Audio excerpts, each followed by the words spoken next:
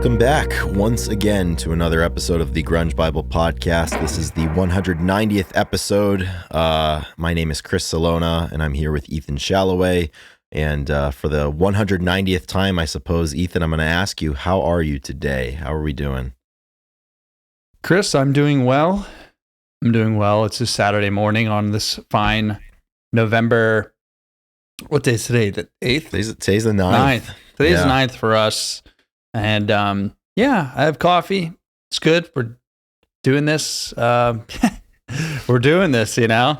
I'm doing well. I mean, it was a very weird week. A lot of I don't know, man. A lot of traffic as normal, as we talk about. Just tired and had some things in my training that popped up that didn't scare me, but had to take time off. So last night I was able to come home. I went to the track and I came home, and I was going to potentially go to the gym to finish some stuff. And I had the option to go today, so it wasn't a big deal, but I took the time I bought a steak and, started the prep. Then I filled up a hot bath, listened to some music as I, shaved my face and took a hot Epsom salt bath. And, I just did like a mental health, 2 hours, and then finished up with a steak. And, it was needed, and it felt really good. So I just kind of, went in solo incognito to certain things, and it was nice. Nice, dude. I don't know. Sometimes you just have to do that, and it was nice. So yeah, I'm doing fine. Just, it's just business as usual here. Yeah, it is business as usual. Come hell or high water, there's going to be a Grunge Bible podcast that's got to be done between Monday morning and Sunday night, and here we are. How are you doing this fine Saturday? I'm all right, dude. It's been a good Saturday so far. I got up, made some coffee, went for a nice walk, and did a little bit of that. Now I'm home here. After this, it's going to be that time. I'm going to go over to my grandfather's house and put up his Christmas lights for him outside. So I'm excited, looking forward to doing that after we do this podcast. But yeah, this week kicked my ass in a lot of ways. It was hard fought. And similarly last night, I went to the gym after work, and one of my gym pals, we were there, and we just did that thing where you lift and then afterwards you just shoot the shit for an hour and a half, and then flash forward and it's 7:30 or 8 o'clock or so, and did that, went to the grocery store, came home, and you can always tell with me when it's one of those days where I'll get home from the gym and I will do everything in my power to not get up and go shower, even though it's going to make my life infinitely better, and it always does, and it did last night. But I'm just I'll eat first, then I'll shower, and then after I eat, I was I'm not going to shower right away. I just need to sit for a little bit, and the next thing you know, it's 10:15, and you're fuck, I have to do this now. But I had a shower beer last night, and that was a small consolation. Your highlight of the night. Yeah, the highlight with the high life. High life, nice. Exactly. So I'm the complete opposite. When I get home, the first thing you got to do is shower. Yeah, it's strictly procrastination for me, because it takes 4 minutes or something. It's not a lot of time. 30 seconds. Yeah. How fast? You don't believe me? I'll show you. No time. I mean, I'm one of those. Man. Like I said, I come home, I'll have my food. If I pick up food, and I'll just set it down, and if it gets cold, I mean, that's why I do a fast shower, because the hot food is waiting, but I'll shower before, even if the food is ready, because I just know that I'll be able to relax and enjoy myself a little more. And then if you get caught, once you finish eating food, in a haze where you just want to sit, you're not sitting in any type of filth. So yeah, that's true. I'm definitely if I have time, I'll come home from work before training, and I'll rinse off. That's what I always say. You just got to rinse off. I gotta quick clean rinse. this dirt off. Yeah, it's basically it's like changing, changing modes. It's a cleansing. I totally agree. Well, that's good. I'm glad to hear that we're both doing, Yeah, and man, I hope if you're out there listening that you're also doing, hope you're doing all right. We can't do a check-in with everybody out there, but when we ask Chris and Chris asks myself, just know that we're answering for you guys. We're just assuming that we're talking for everybody. We're curious too. We are curious, yeah. It's important, and as you said, Ethan, I like how you said that. We hope everyone out there is doing, and like everyone out there, like you have the power and the opportunity to add whatever you want after the word "doing." Because I mean, whether we're doing well, doing badly, anywhere in between, like we're always doing. So, doing my time, and as you know, all you can do is all that you do. So.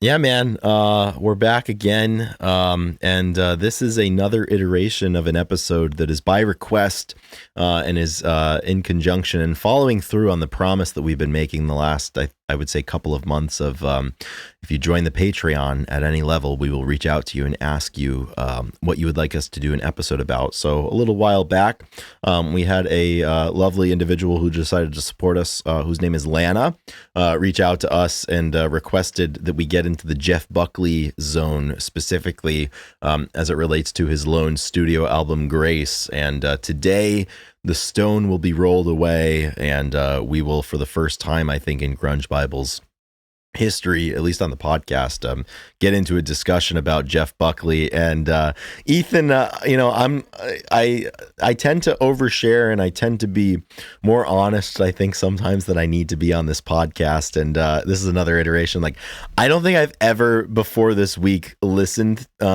with intent to the Grace album, and I feel like a coward and a liar because I've posted about it for years and spoken about how much I love it and how important it is to me. But the truth is, I didn't really know. This was the first time that I buckled in with it. I just never got around to it until now. So thanks, Lana, for making us do this. Yeah, there's a few instances where you maybe stretch the truth on how much something means to you, and you get requests and people talk about stuff. But that's why people like listening, Chris, is because we're honest. Exactly. And we can give them this is the most authentic we can be about. We just listened for the first time, because I was in a similar boat. I've listened to it, or I've heard the album around, and I've watched a few live performances. We posted about them, and but then you do a little deeper dive. And so we're going to talk about the album Grace as a whole, but this is his only studio album, and he passed away at 30. So it's going to be a little bit of a biopic of our own, talking about Jeff Buckley, because then you get into it, and I think you understand everything a little bit more. So this is the first time where, we were ready to, we had to be, but like you're also a little bit ready to kind of go a little deeper. Like we talk about all the time how, we enjoy this stuff, reading and listening to stuff, but you kind of have to let it come to you when you're ready. Yeah. And I think we were. So we got to some good ideas and some, we're going to share them, and it's good. But yeah, we just keep it real, I mean, this is, and it's kind of cool. Like I said, there's a lot of people where it's like, I wish that I could go back and listen to this music for the first time, go back and discover this for the first time. And there's less and less opportunities for people to do that, for us to do that, because we've kind of listened to a lot of music, even though there's thousands of stuff. Well, that's the funny thing. Like, there's less and less opportunities to do it, but for some reason, like in our catalogs, like there are some pretty big blind spots that have persisted and that continue to persist. Like, for example, Jeff Buckley, with how much he comes up and how much people in our circles love and adore this guy. It's interesting how it, for us at least, he's remained undiscovered and haven't spent time with him. So, one by one, we're uncovering these gems for ourselves and developing with it. And, we're going to have to do it. So, once again, this is a Patreon member request, and the offer still stands. If you're out there right now and you are interested in supporting us, or if you're interested in having us talk about whatever you want, and it could be any topic, music or otherwise, the answer and the solution is the same, and that's to join the Patreon. We have a $2, $5, and $10 tier. Any tier will get you a shout out that week and get you the opportunity to submit an episode idea. But if you join the top tier, we'll thank you every single week, and I would like to do that now. We have no new members between last week and this week. I think that snaps a streak that we were on. We were on a little bit of a heater, so hopefully we can start that again next week in episode 191. But at this time, I'm going to thank the top tier supporters. Their names are D-Boat, Carrot K, Black Hole Sean, Doug Endy, Down in a Hole, Flat Out Fucked, Eddie Vedder, Get Me Through My Second Divorce, Fuck Soup, Apona, Gochujang, Jamie Lynn, Jade Mercado, Keith White, Carlene Solona, Michael Dooley Project, King Buzzo Stole My Hair, Millie, Pile of Punk, Nikki Six, Seattle 4 Fanboy from New Jersey, Russell, Sherry Matthews, Abraham is the cutest basset hound ever, and What the Fuck is Up Denny's. So thanks everybody for that. And we're glad that you're here. Yeah. Excited to hear who joins between now and next episode. Yeah. You're on the clock. All right. Let's get into some This Day in Music. And let's do it. You know, like we talk about, there's always a bunch of random stuff. And it's like, what rabbit hole do you want to go down? And so we just have 3 or 4 today. Something simple. No notable birthdays that we want to go about. Although this episode comes out on the 11th, and November 17th is actually Jeff Buckley's birthday. So, right. You know, so episode 191 would be a little closer to his birthday, but this is the Jeff Buckley episode. So, happy birthday, Jeff Buckley. He was born November 17th, 1966. All right. Crazy stuff. 3 years later from that, in 1969, en route to a Rolling Stones concert, Jim Morrison of The Doors is arrested by the FBI for drunk and disorderly behavior and interfering with a flight of an aircraft in Phoenix, Arizona. Morrison and his flight companion, Morizona on his way to Arison. His flight companion, American actor Tom Baker, spend the night in jail, but are released the next day on a $2,500 bail, and the charges were dropped. So, interesting. The most interesting thing I see in this is that they were interfering with a flight of an aircraft.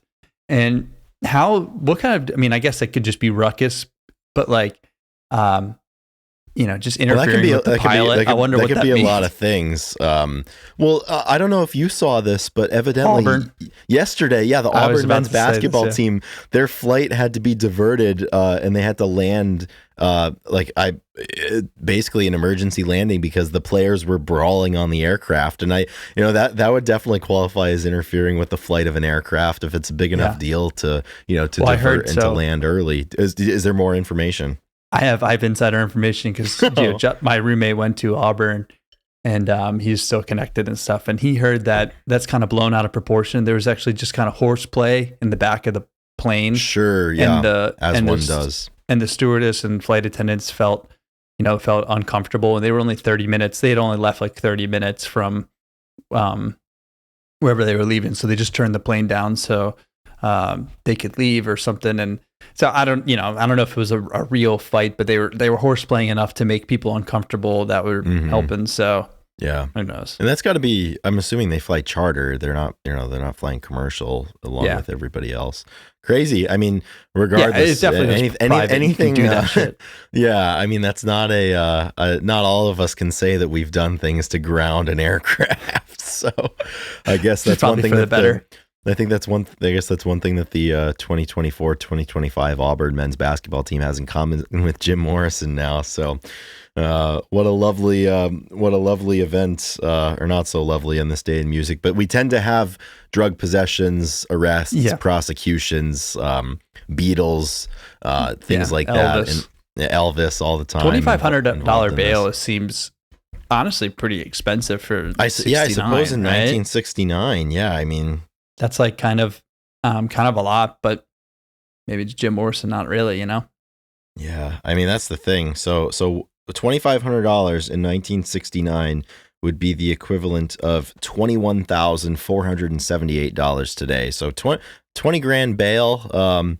It's. I mean, I don't know much about bail. No, me neither. Not that level. I hope to not. I hope I never have to learn. I got bailed out and it was only $25. There you go, man. Economical. Help out somebody in need here. That's great. All right. Yeah, I've never had that experience. 1972. 1972, a somber anniversary here on this day in 1972. Allman Brothers bassist Barry Oakley, who was 24 at the time, was killed in a motorcycle accident in Georgia. And this accident took place a mere 3 blocks away from where Dwayne Allman of the Allman Brothers Band was also killed in a motorcycle accident 1 year earlier. Definitely. There was the era of rock bands in the 60s and 70s and I think early 80s were just completely just bearing the brunt of accidents and misfortunes and death, far before their time. And especially, the Allman Brothers, these two guys, supremely talented, and what a cruel twist of fate and a cruel coincidence that it's, more or less in the same neighborhood, by the same method that they met their demise, and really sucks. The Allman Brothers, crazy, 24 years old, and I'm not sure how old Dwayne was when he died, but what an unbelievable band. You go back and listen to stuff back then, and their live shows. Obviously, you think about Fillmore East, and you think about some of their albums, and crazy. These guys were gone before Eat a Peach came out, which is really wild to think about, but. Somber 24 day. years when you find out that the Allman Brothers such a huge band, and you find out how old they were then when they passed, you don't really think it's possible that that the band would be so big. And well, and I can't imagine too, members. You take away, if I took away the last 4 years of my life and everything preceding that was all that I had, that's crazy to think about. That's so young. That's so young. And I never realized that until I started to get older and pass the age at which a lot of these people died. And I'm just I can't imagine having no more time. Yeah. Yeah. Crazy. This is something else. Talk about a lot here. So in 1978, the Cars, My Best Friend's Girl, became the first commercially released picture disc single. Song, I had to look up what that was. Well, once I finish the sentence, you can explain it to everybody, because I'm sure a lot of people are wondering the same thing. This appeared on the group's self-titled debut and was top 40 hit in the U.S. and number 3 in the UK. So, Chris, what is a picture disc single? It's literally what it sounds like if you just put the two words together. It is a disc that instead of being the conventional color of a vinyl, it has a picture on it. And, they've got certain designs, certain things going on there. This is more of a contemporary one from 2018, but it still remains the same. But what a specific record to make note of, I suppose. Well, that was, I don't know if my dad was a Cars fan, and, My Best Friend's Girl, that is their biggest song, and it's just a really catchy old rock song that is pretty fun. So that's one of the main reasons I put it on there, because I didn't take note to the picture disc single or take much note. I just wanted to kind of talk about the Cars for a second, but I don't have much to say. I just wanted to bring them up because I don't think we've ever brought up the Cars on this. That's the thing. We don't, you don't always have to have something to say about something. Sometimes just bringing it up is enough. And I'm glad that sometimes it's better to not say anything at all. Yeah, I would agree. I think in a lot of cases it's probably better. There's things that we're not going to talk about that. Yeah, there's things that are just not Big Bang Hank. You gotta look it up. We're not going into that. But Phil Taylor, there's things that are just not going to be discussed. But one thing we are going to discuss is how on November 11th, how we closed out the millennium in 1999. An artist by the name of Britney Spears had a big night at the MTV Awards in 1999, winning 4 awards. Spears won Best Female Singer, Best Pop Act, Best Song for Baby One More Time, as well as Best Breakthrough Artist. And it's important to note that evening as well, the Best Rock Act band went to The Offspring, and the Best Male Act went to Will Smith, and Bono won the Free Your Mind Award, which is an award that if I could win any of the awards that have been discussed tonight, the things I would do to be a recipient of the Free Your Mind Award. Man.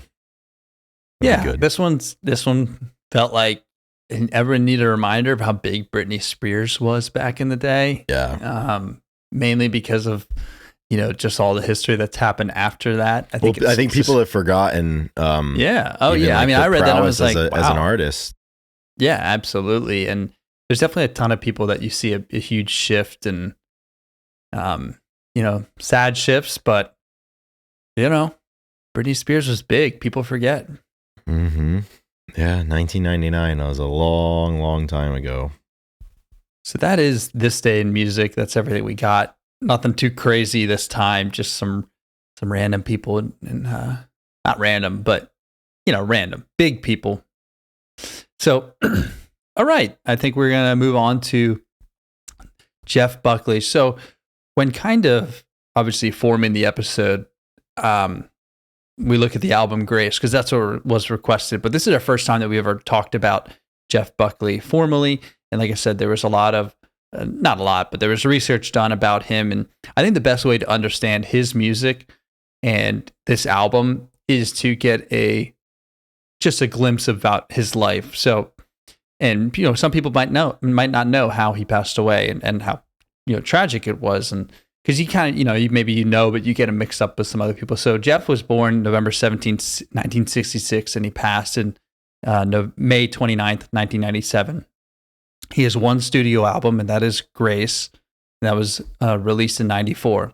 So he has a 30-year life, and he got one album. He was working on a second album called My Sweetheart the Drunk, and he had some demos, and that was going to come out in, I think like right after he probably passed. 97 or 98. Yeah. So he's working on something else, but the first one was his baby, and that's all we have. It's interesting when you have these artists that have one album tied to them or like just a small career, because it's really hard to separate that album from one, like who they are, their personality. Not that you should have to separate it, but like, when you think of Jeff, there's kind of one thing to describe him, and that's this album. Yeah. And I thought about that as I was writing. I always think about the John Frusciante interview talking about Jimi Hendrix. Like, how do you know who Jimi Hendrix is? You can't talk to him anymore. So you just watch his live performances, and that's the best way to understand who he was and to get his personality. And that's how I feel about Jeff.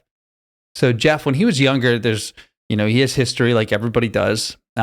His father, Tim Buckley, was a cult folk musician and was pretty popular. And obviously, in these sectors, sometimes they can get away from their kids. But he had Jeff, and they didn't really have a good relationship, and never talked. And when he was 8 years old, his father, he met his father for the first time, but they never talked, and he passed away. And came to the funeral, and there was a time where people were really surprised that Tim had a son.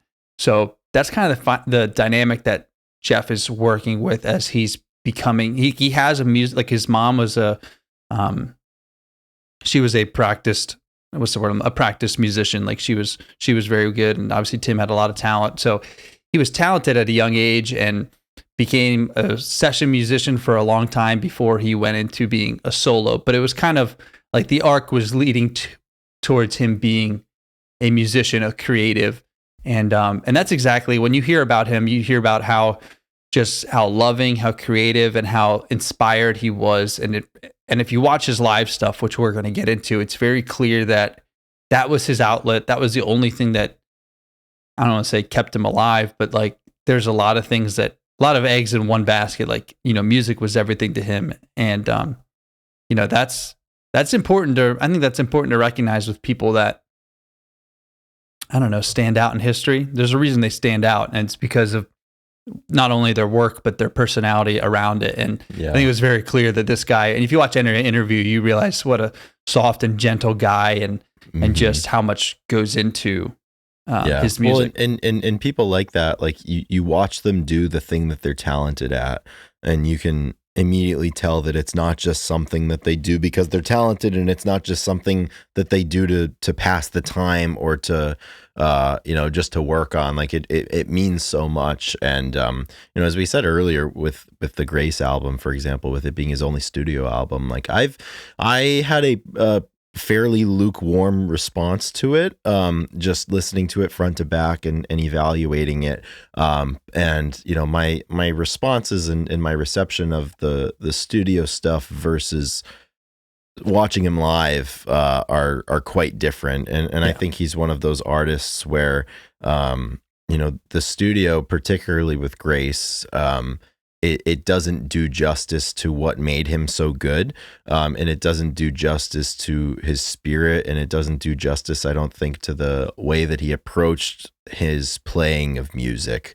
And it's just interesting to, you know, to juxtapose those two and just, you know, really see him kind of, you know, I think playing live unleashed everything that made him so special.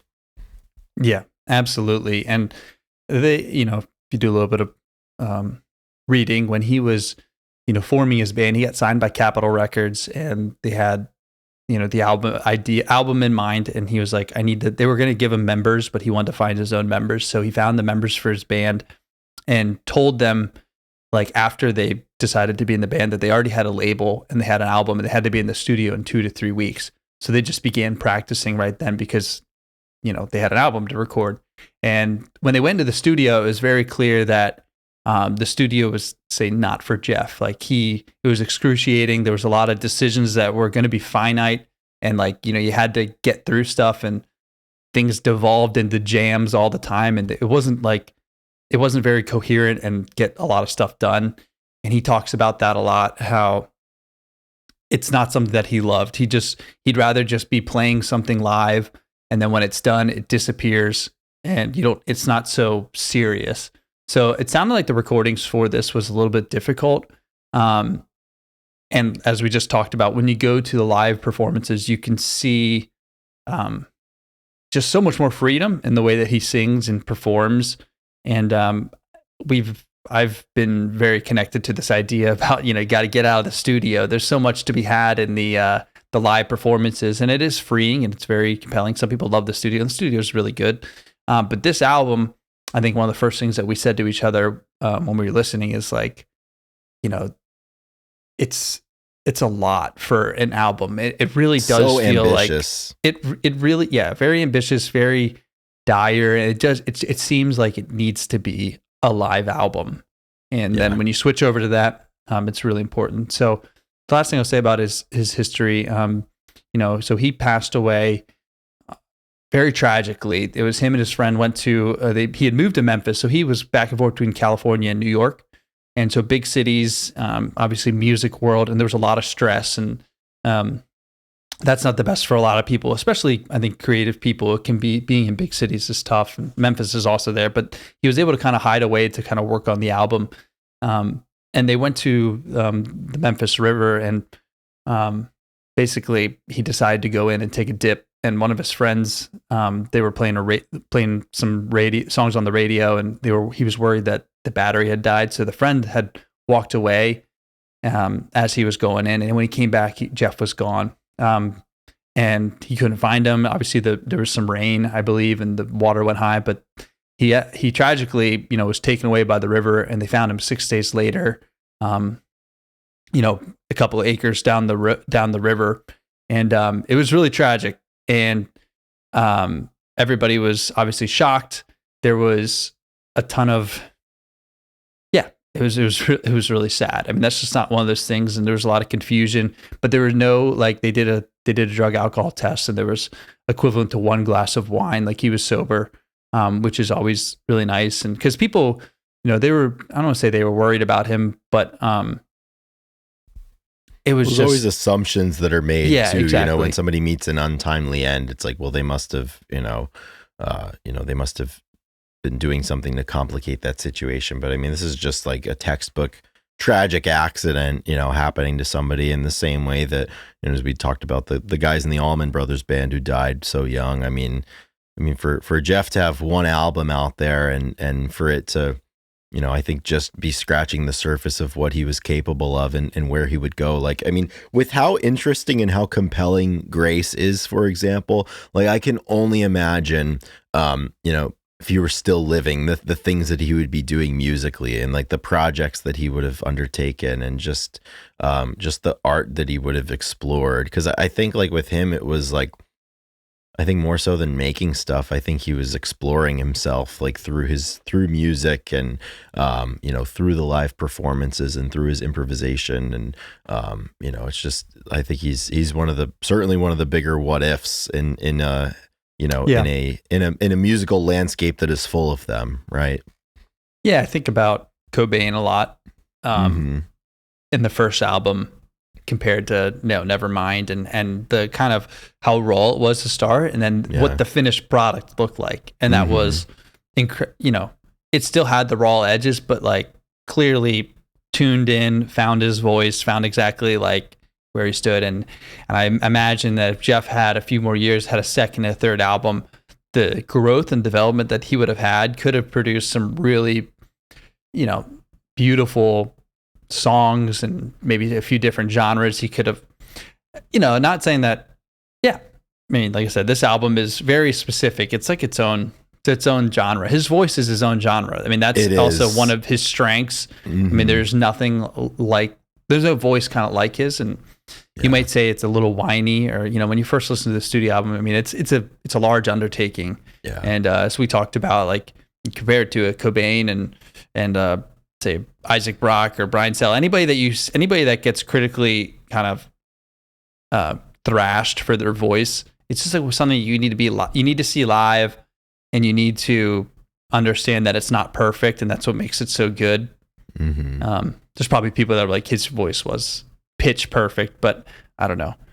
Yeah, I mean, he had unbelievable talent, and I don't think you could find a voice like his in popular music, certainly at the time, and maybe even since then. And just like the daring things he was willing to do with it, on a studio album is just really impressive. And when I think about Grace, for example, like, I think to make the album the way that he did, and to perhaps include some of the songs or covers that he did, alongside some other stuff, I mean, it took balls in a way to take the time on the record to do certain things like that. And it's interesting too, with this album being just now over 30 years old, and it's been 29 years since Jeff passed away, or not 29, 27 or whatever, 26.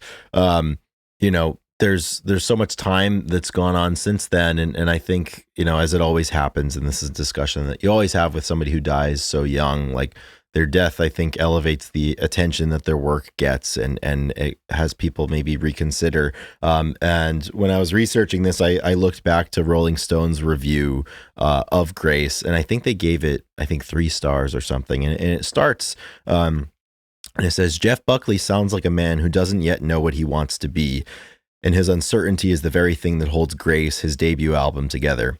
It's a ballsy kind of uncertainty, the kind you find in star high school athletes who seem to have all the confidence in the world, even as they're straining to meet their own ever-increasing expectations.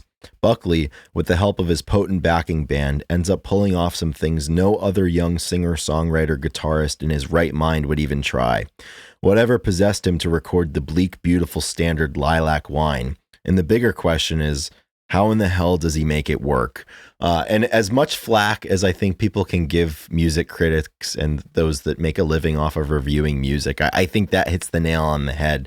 I mean, like, this is a man, I think, who is grappling with a lot of uncertainty, in terms of what his career would be, where he came from, his situation with his upbringing and his relationship or lack thereof with his father, and just trying to decide, like, right where he wanted to be musically. Like, we talk all the time about how, when an artist or a band makes that debut album, like, that is their one opportunity to make their initial statement to the world, and it's something that's going to last forever, because you can't change what's on the studio album once it's out, and you can kind of feel the decision-making process through listening to this, and as the review said, and as I said, like, he's making some decisions here, and he's approaching it in a way that I don't think anybody else did or would, right, or will in the future, and I think that's something that's unbelievably impressive for somebody to do with their first studio album. Yeah, and all those things lead to confidence moving forward. Yeah. So if he would have, like, getting your first album out, having it succeed well, even mixed reviews, but just getting through it, and then being able to work on more and perform more. And then, like I said, he was searching a lot of times, as most people do in their 20s, still searching. But then when you find it, and you kind of need, time to gain confidence, you can't fake it. I mean, especially back then, I think that it was maybe a little bit more, any time, doesn't matter. So I think that, sadly, I think you can say that, he missed out on when he was going to be most confident in himself and what he was doing. And that's when you get some of the best, that's when you get some of the best performances, and you just have the most fun with what you're doing. And it changes the way that it's not like he still would have made music to survive, but like, that's what it was. And like, when you're trying to figure it out, like, you're making music to survive, and there's so much uncertainty. And then you move into the next stage where you're like, okay, I'm a little more secure in what's going on. So now I can focus, and the music would have been different, and it would have been really cool to experience that. And I mean, he's not like, he is a big name, but he's not the biggest name. I think that everybody's and certainly saying, while he was alive, he was not the biggest name. Yeah. So saying that he was like one of the more talented people, I think that's the best way to put it. Obviously, he's not the best, quote unquote, in a certain ways, but like, the talent and everything was there. It was just an unpolished gem that we didn't get to see too much of, just the one album, and then some of the demos for his second. Yeah. And speaking of the album, like, this could be lost in the semantics in how I'm about to try to say this, but when I listen to an album, for example, I'm like, okay, like, we've got 10 tracks or 10 songs or whatever, but with him, like, the word that I zero in on when I think about a lot of these songs, especially his originals, I'm like, this man was making compositions, to put onto this. I mean, like, some of these songs are so ambitious, and they're so delicate and intricate, and they have so many different parts. I mean, and I think you see it right from the get-go with a song like Mojo Pin, and you see it, with other equally as ambitious songs. Really, I think all of his originals, the only song that I felt that was like a conventional song would be, I think, Last Goodbye. But like, other songs like Lover, You Should Have Come Over, Eternal Life, Dream Brother, I mean, like, these are big, lofty compositions, and just like the confidence that he had and that he found throughout this process to attempt that and to pull it off is something that is, I think, the rarest thing about him, alongside his voice. I mean, if you look at the timestamps, there's one song under 3 minutes, and the majority of them are over 5. And that's sacrilege, right? Like, you're not gonna, imagine a band, their debut album, going in and cutting songs that are all over 5 minutes. I mean, you can't imagine that. Yeah, and it's obviously, it's not songs for the radio or type of thing. Like, these are, like you said, compositions is a great way to describe it. And then of course the live performances are 9 minutes long, 10 minutes long. The Mojo Pin intro was, 3 minutes trip before they even got to the main stuff. So it's really, I don't know, refreshing. It was refreshing for me to kind of get into this, because I have been in the live band, live performance sphere, and not the sphere itself, but in a lot of ways, like, this is a perfect thing to get into. Then, it is. I think just last week when we had the Cleaning Out the Notebook episode, we kind of talked about how different a song could be, when it's covered or when it's live, or in some case when it's a live cover, and we've had instances of that with Jeff, for example. So I think it's coming at a really good time for you. It is. And like I said, I was doing the research yesterday. I listened to like 2 songs, and I don't know if it was because I read something, and I was just like, I gotta get out of the studio. I gotta go live. And I started listening, and I was like, oh, this makes so much more sense. This is a better representation. These performances are obviously, like, it's right, our wheelhouse, 94 late night shows, or 94, just pretty good recordings for what you'd expect in 94. They have the look. The video's good. Oh yeah. It's perfect. And then you get to see, and just the way that he's singing, and the way that everything is being just poured out of him. Mm-hmm. It made so much more sense. And I wrote down that it was the first time that I've listened to or watched the performance and I thought to myself, like, wow, this guy, like, this is everything to him. And you can see the talent. Like, it's very clear, like, this guy's different. And I haven't had that feeling in a long time where you watch and you're just kind of like blown away by everything that you see and hear.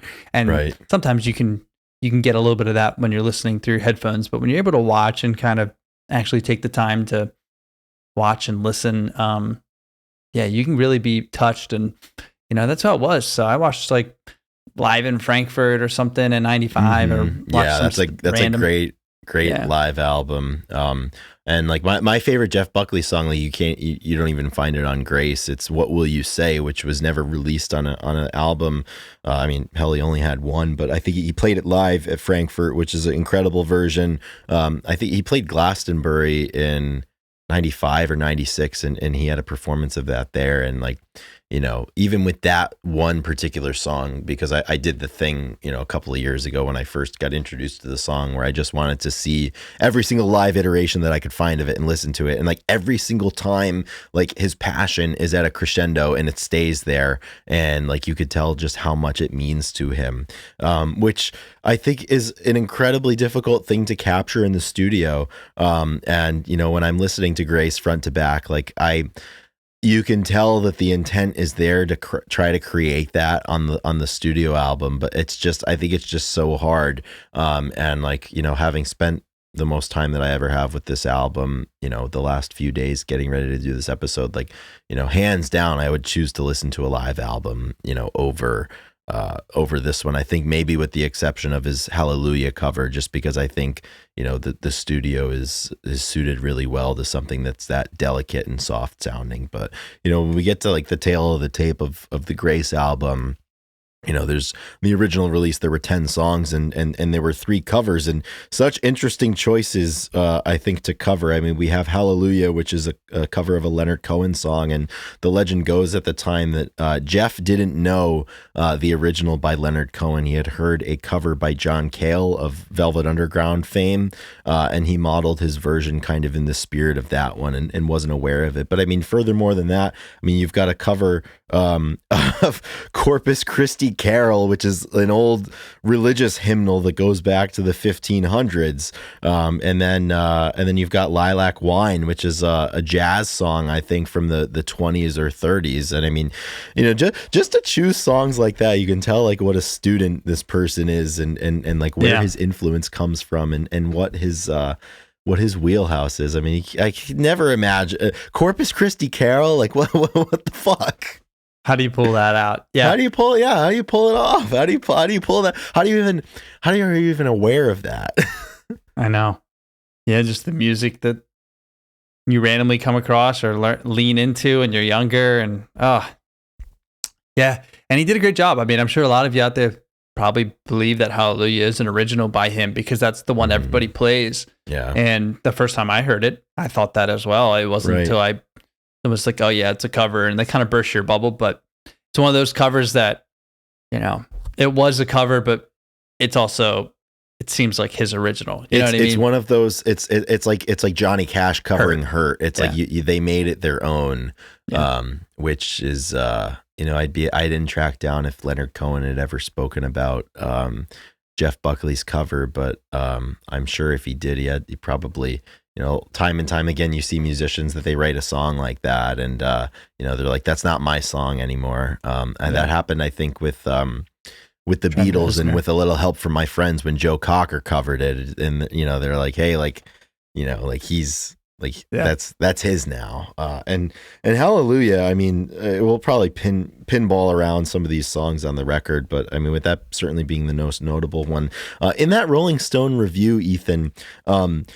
The reviewer said something to the effect that Jeff sounded too young and not desperate enough to pull this song off. And I don't know if it's just the hindsight of knowing that he would pass away a couple of years after this, but I think they're dead wrong about that. And that he doesn't have the desperation in his voice. I mean, I think this is Rolling a really Stone said that perfect cover. Yeah, they said that in their review. Didn't they also say how he tried? Basically he said he took too big of a bite, like tried too many different stuff, and he was the only person to pull it off. I mean, just contradicting yourself. So like, how does he pull it together? And they're like, oh, he didn't pull it together. He wasn't desperate enough. Like, those are kind of like the only two things that you get out of this.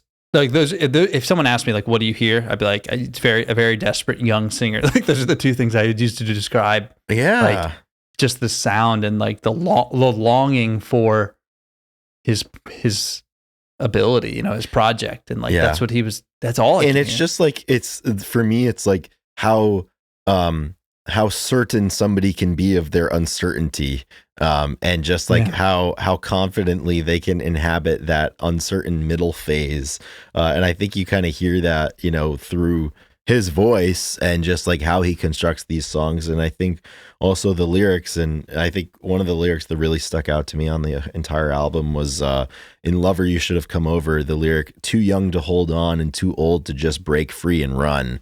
And I mean, that's something that I think, whether it be in a relationship or just even in your life and what you want it to be, and just your aspirations, I think, you can really relate to that, especially like the point that we're at in our lives, our late 20s or maybe just cracking 30. You're kind of in the middle of a lot of things, and, you're not quite old enough for some things, but you're too old for other things. And it's like, you're just kind of biding your time until you can firmly fall into the next camp. And, hearing that lyric, it just makes me really sad, obviously knowing what we know now with Jeff passing away shortly thereafter. But, this was a man with thoughts as big as the compositions that he made. And they served one another really, really well, to paint that picture. Yeah, it's so surprising that someone would say that he wasn't, desperate enough. Like, you can't really fake that either. That's what people get upset when you try. Like, I don't know if like if Capitol Record are like, we want you to feel like you're really trying to break out, like be really emotional. Like, there's nothing worse than when you have an artist and be like, this dude's faking it. Like, you know what I mean? Like, he's singing about stuff he never lived. It too. You can see right through it. With the artists, you're like, he's singing like, this is not who he is. Blah blah blah. Like, how can you even argue that when listening to Grace? Like, this is the most real kind of recording. Whether you like it or not, and some of his singing, because I'm sure there's parts that people probably don't like, but like, if one thing you can't knock is that he's real, and he's like, there is a desperation you cannot fake. Like, well, I mean, we've had that response to a lot of music that maybe we've heard, where it's like, you can tell like somebody's trying to fake it. It's like they need to go out there and get some experience before they try to do this again. It's like in the Metallica doc, like, this is stock. This is like, this shit is stock. Like, this is not stock. Yeah. It really isn't. And something that I was drawn to too, and I don't know if this is just the hindsight playing a trick on me, but just like this one album this guy has, and there's 3 covers on it, just how many iconic moments or iconic melodies and just like different snapshots that he created in this one album. I mean, you think about Grace, for example, that's iconic. I think of Last Goodbye, like that part where he's, singing really way up high, like kiss me, please kiss me. Obviously goes without saying, Hallelujah, as we've discussed. I think Lover You Should Have Come Over is another one that's got an iconic status, and just, instantly recognizable moments here that he created, in succession seemingly on this record. Yeah, it is a beautiful record, and you could maybe argue it's a little abstract art, for some people, because I know that it doesn't land for a lot of. It doesn't land for everybody, because you can't fake it. If you don't, if you listen to it and you're trying to get into it and you're not into it, like, you're not going to enjoy it, and that's fine. This one will definitely take some time. Yeah, I think so. I mean, this is clearly something where you can't just listen to it on your way to work. No. Or like on the way home. Maybe if it's early enough, there's times like I feel like it's got to be dark out, like either really early or really late. Like if you're in like traffic jam and you're trying to listen to this, I don't know how that would work. Yeah. Well, it's got to be like you're cruising like through the woods, Yeah. A couple days ago, I think when we decided that we were going to do this episode, we were both listening to it front to back at the same time, and we were kind of sharing our thoughts back and forth. And I texted I texted you, and I was like, I really don't know, like if this one's for me, like it's just not landing. And you were like, well, then again, I don't know if it's a Thursday afternoon at 1 p.m. kind of listen. I was like, working at the desk. Yeah, I was like, it's certainly not a Thursday afternoon at 1 p.m. kind of listen for me, and I'd wager maybe for a lot of people.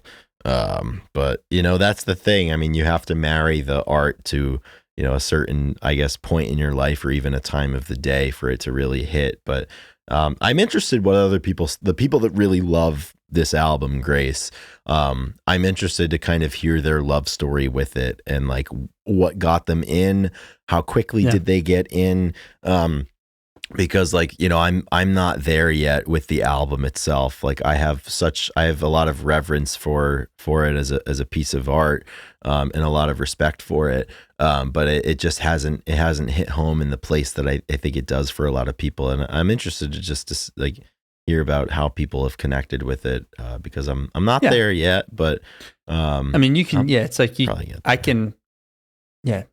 can say how great of an album it is, but it's not going to make your top favorite albums of whatever. You know what I mean? Like, yeah.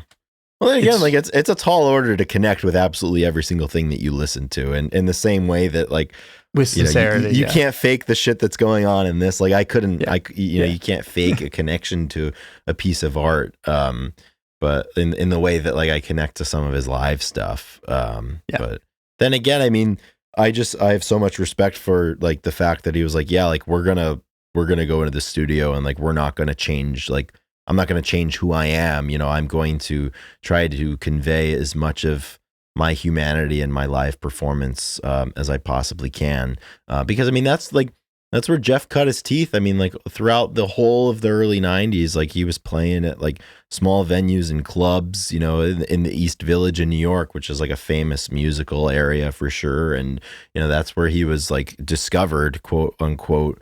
And, it's just that somebody could be signed to a major label and just, unabashedly stick to their roots is something that I really admire.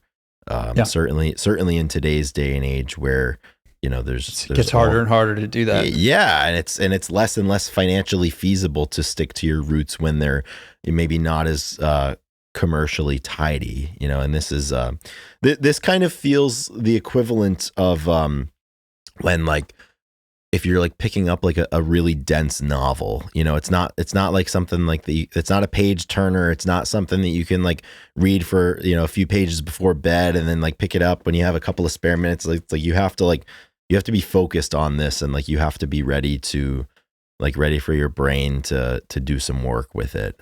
You need 2 chapters to really capture your interest to be able to like, okay, commit to it and understand it. Yeah. I agree.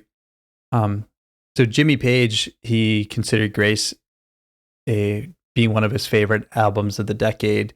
And, Led Zeppelin and Queen were some of Jeff's biggest influences. He talked about that and he loved it.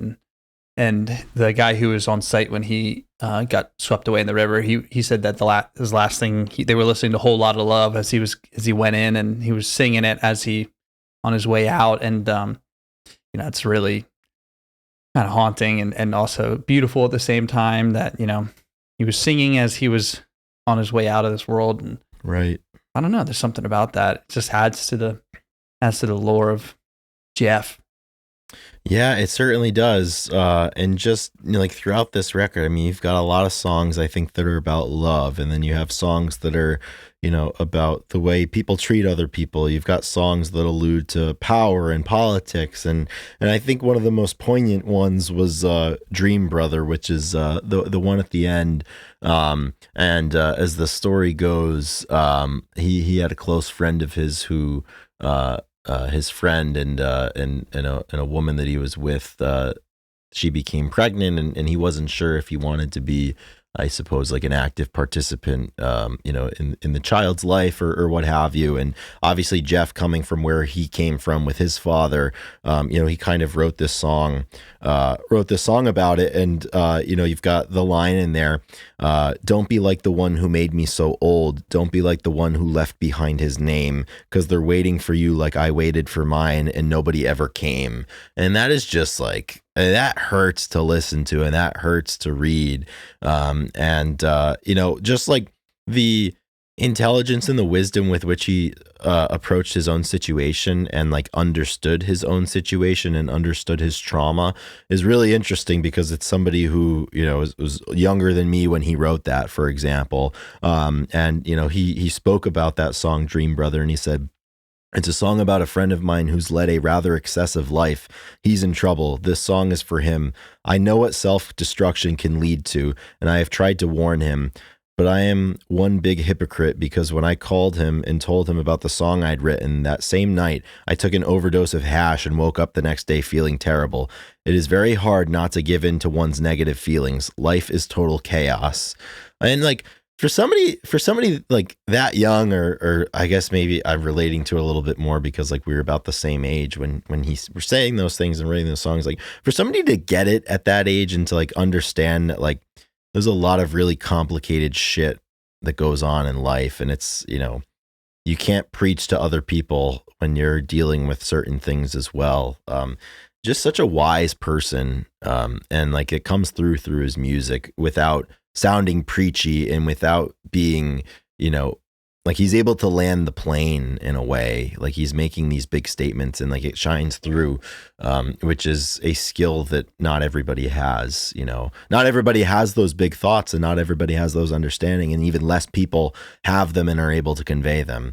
And that's something that I really admire his ability to do. Yeah, I mean, the truest form of empathy is only found through experience, right? Yeah. Being able to, or sympathy, and not just empathy. And I was listening to that song after we talked about it before, brought it up, and every song has this crescendo and it's like storytelling arc to it. Disregard the lyrics, like everything. The song is its own story, and it builds up, and they really blow that one out, Dream Brother, and like it's just very emotional, and you can tell that. It's the crescendo aspect, just the way that he gets the high notes and stuff, some of the stuff that he goes for to, it just adds something that you really don't hear. Like people talk about Chris Cornell's ability to get up there, and, Jeff's a little different, but the way that he goes up there and like the highest forms is not something you hear at all, ever. Like, it's so unique. Yeah. Yeah, I agree. This is one. That is a great song and such a good set of lyrics and explanation behind it. Yeah, totally. And this is one that I'm gonna have to spend a lot more time with Grace and like develop that relationship with it, because like there's so much here that's so valuable, and glad in a way that like we're kind of forced to do that this week, following through on a promise that we made, because we try to be the type of people that follow through on those promises. So, those are probably all of the thoughts that I have about this one. And certainly this won't be the last time, I imagine, that Jeff Buckley comes up on the podcast now that we've officially begun the journey here. Right. We'll listen to something and we'll understand a little more, and we'll come back to it. And we didn't really give the entire song by song, because I don't think that it's not ours to give right now. Yeah. I mean, we haven't spent enough time to really, I don't know, be authentic about it. But really, it's like all the thoughts that we just had. Like, that's kind of where we're at. Yeah. And so if you're out there listening and you haven't got into Jeff, and probably a lot of similar reasons. I mean, sometimes when you hear that there's only one album, you kind of think I don't know, it all. I've listened to the album before, but sometimes you just feel like, I don't know. I know he's Hallelujah, right? Like that's it. Mm-hmm. Like I've seen the Glastonbury, or I've seen this one. Like, Grunge Bubble posted it, so I'm good. But if you do get into it and you take some time, it's a pretty interesting story and talent that it's frozen in time, left behind, however you want to put it. But if you listen to any interviews with him, him talking and his voice and his gentleness, it's very clear that it'd be somebody that you'd love to be friends with. I agree. Would be there and be loving and really talented. So that's how I kind of I'd love to have been his friend. 100%. Yeah, I agree with that. That's Grace. That's Jeff. That's our first discussion of it. If you're still here, we hope you enjoyed that. We hope you join us on our journey into this world of music. And if you really enjoyed what we're doing, as we mentioned at the top, there's a bunch of different ways that you can support us. You can buy our merch. You can become a Patreon supporter. We can do an episode about the album or the individual that you want us to do one on. I'd also like to thank our producer, Drew McFadden, for his continued hard work with this project. Ethan, I'd like to thank you for continuing to do this 190 straight weeks in a row. 10 more weeks, we're at 200. 10 more weeks, we're at the 200. And God knows what'll happen after that. But the journey, the dream lives on, and the work is not finished. In the words of Ted Kennedy, and we'll continue to keep it right here, probably for a while. But Ethan, we're closing in on the end, and it's almost time for songs of the week. And if you have a song of the week, I would love if you led off, because this past week, I have probably listened to the least music that I have in a 7-day period in years. I just like haven't been down with a whole bunch of music lately, and like haven't found like many things to be compelling to listen to. I've been in like the audiobook podcast zone a little bit.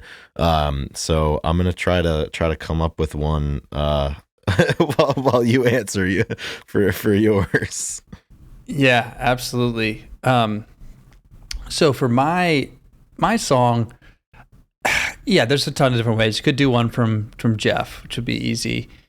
Could do one from kind of the jam music I've been listening to, but this week I had to go into the gym and do a max effort split jerk, and it did some bench press as well. But I was looking for inspiration, and I always end up with my usual suspects. Atreyu, I've been listening to a lot of Gojira, Avenged Sevenfold and whatnot. But I had someone that posted something about Crazy Train, and Ozzy Osbourne was listening to Randy Rhoads' guitar solo, the live solo, and just unreal stuff. It's like, when a solo is 25 years old and you still get up and you still stand up every time when it's isolated guitar, you still stand up and go, wow. And it was Ozzy being like, oh my gosh, like Randy Rhoads. And I sent it to one of our former friends, Coach Bray, and he was like, yeah, Randy Rhoads was a king. And then we like sparked it up and sent a few. But I was in this 80s metal, rat hair metal rock, and I was randomly on a playlist, and it was I think it was off of that. And I went into the song called Into the Arena by Michael Schenker Group. And this song was, I don't think there's any lyrics to it, if I remember correctly, but it was all like hair metal, like heavy drums, like kind of just a rolling drum track the whole time with like the 80s guitar solo. And I found myself being kind of mesmerized by this genre of music and this time and place, just like people love grunge and like what it was. All of a sudden, I was kind of thinking about the '80s guitar solos and whatnot, and thinking about the Randy Rhoads, a little bit earlier, but like kind of what was going on during that time. So, long-winded way of saying my song of the week is "Into the Arena," which I love the title by Michael Schenker Group. That's sick. I like that. Did you listen to it by chance when I No, I didn't. I inferred what type of what type of energy it would give, and I wasn't in the place to be open to it as you show me the album artwork here, which I absolutely adored. But I'm gonna have to. I'll listen to that on my way. Oh man, look at that! I'll listen to that on my way over to my grandfather's house to put up the Christmas lights. I'm sure that'll put me in the right frame of mind. Could you ask your grandfather if he likes 80s rock for all of us and get back to us and ask him like, what was like 80s, hair metal like? Are you kidding me? He was in his 50s and 60s back then. Yeah, I know. Like, he didn't listen to any of that shit. The only artist he saw the change in time. He's probably the best person we have to ask. No, but he's not a music guy though. He doesn't like see what he says. I'll give it a shot. I'll report back. What's he gonna say? He was just gonna say, "Yeah, I didn't listen to it." Okay. I'll put it this way: you know who his all-time favorite musician is? Stevie Celine Nicks. Dion. Celine Dion. Like that's the only. I think like he's only ever gone to like a couple of concerts, and like both of them have been Celine Dion. So that's just. I don't know if he's a Michael Schengberg grouping guy, but. Hey, you don't know until you ask. My song of the week, I'm not going to reinvent the wheel. I'm going to choose my favorite Jeff Buckley edition, and that is What Will You Say? I chose the Live in Frankfurt version because it's on Spotify, and it is probably one of my favorite ones. I think I like the Glastonbury one a little bit better, but it's a trade-off because all the Glastonbury recordings that I can find, the audio isn't fantastic, especially when you compare it to the Frankfurt one. So this is from I think it's from the live album, Grace Around the World, or something, Ring Around the Rosie. So that's gonna be my song of the week. Yeah, man. Jeff Buckley, What Will You Say? Awesome. Thank you everybody for listening. That wraps up another episode of the Grunge Rebel podcast. So I bet it does. Please like and subscribe, leave us a review so we can talk about you on the podcast next week. Yeah. And thank you everybody. Thank you, Drew. Thank you, Chris. And rock and roll out there. Stay safe. Listen rock to some and roll, rock. Everybody. There it is. I know Chris is about to dial Michael in Schenker on some group. The Michael Schenker group, and maybe we got to talk about the 80s more. We got to get an expert. To talk about the 80s here. So real quick before we go, when you said his name the first time, I thought his last name was like Schenker Group, like GRUP with like the 2 dots over the U, like a German. Yeah, like Kastenbaum. Yeah. Like Jake Kastenbaum. It's like Michael Schenker Group, but no, it's like the Schenker Group, like the group of Michael group. Schenker. Yeah. I wish it was like, Schenker Group. It can be in your world, you know what I mean? Yeah, I'm the creator. Yeah, you're right. Remember, as George Costanza said, it's not a lie if you believe it. Exactly. All right, guys. Have a wonderful week. Rock and roll, everybody. Stay heavy. On there.